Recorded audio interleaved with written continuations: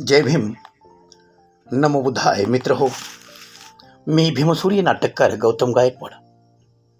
माता रमाईच्या स्मृतिदिनानिमित्त आपणास एक अनोळखी भेट देत आहे.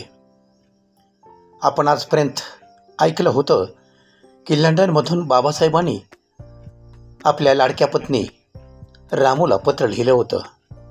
पण तेच पत्र वाचून या आपल्या लाडक्या रमानं आपल्या साहेबांना एक पत्र लिहिलं होतं. त्यामुळे ते पत्र मी आपणास आवर्जून वाचून दाखवत आहे.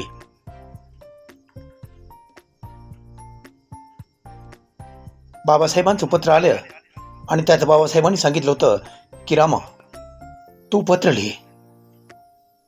तिनं ते पत्र वाचलं होतं आणि त्या पत्रात लगेच अनुसरूनच तिनं या आनंदाच्या भरात तिनं एक पत्र लिहायला घेतलं. तिनं लिहिलं होतं, पोई बावडी, मुंबई. साहेबांच्या चरणी रमाचा शिरसाष्टांग दंडवट. आपलं पत्र आलं, ते वाचलं. खूप आनंद झाला साहेब. साहेब, आमची काही काळजी करू नका. आम्ही सरे खुशाल आहोत. मी सांभाळते सगळं.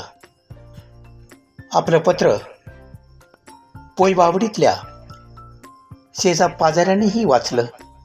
सगळ्यांना खूप आनंद झाला. कष्टाची मला चिंता नाही. माझं आपल्याशी लग्न झालं त्याचा मला खूप गौरव वाटतो.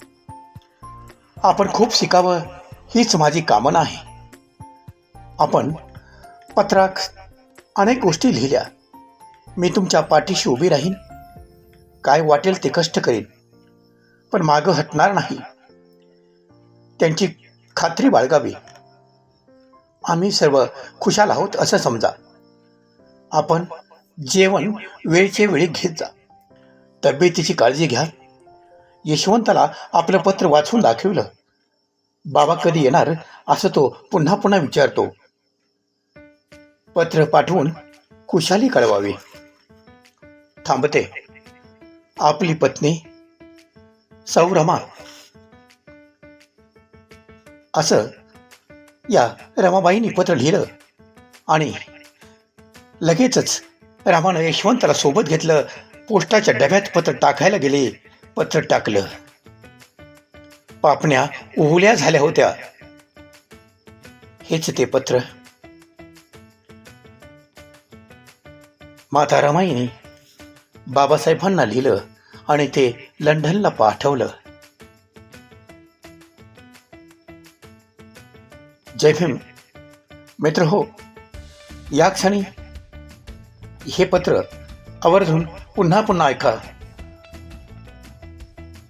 रमाईच्या स्मृती दिनानिमित्त हे पत्र वाचण्याचं एकच कारण, ही प्रेरणा या मातेचा महान त्याग आणि असंख्य मोठं दुःख असताना सुद्धा त्या दुःखावर सुखाचं पांघरून घालणारी माता रमा यांच्या स्मृती दिनानिमित्त विनम्र अभिवादन आणि कोटी कोटी प्रणाम. जय भीम. नमो बुद्धाय. नव्या पिढीला जय भीम.